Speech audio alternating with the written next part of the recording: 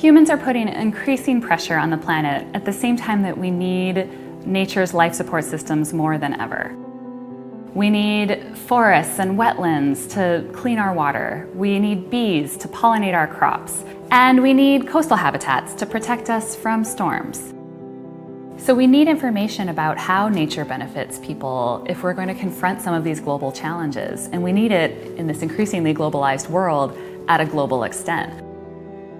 The problem is that these benefits happen at really local scales. You know, a bee buzzing through the forest on its way to a farm field, or water trickling over the land on its way to a river. Models until now have been run at a global scale very coarsely.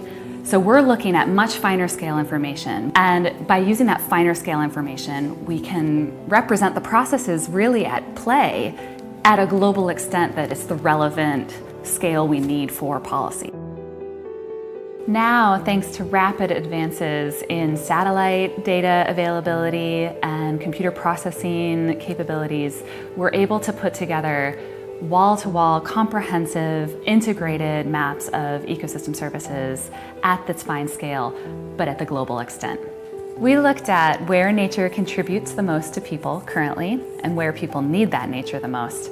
And we find that there's a lot of places where people's needs are not being met. And in fact, that's likely to increase in the future under a number of scenarios. And where those needs are not being met is really inequitably distributed. So we see the biggest increases in water quality impacts, inadequate pollination, increased coastal storm risk in South Asia in particular.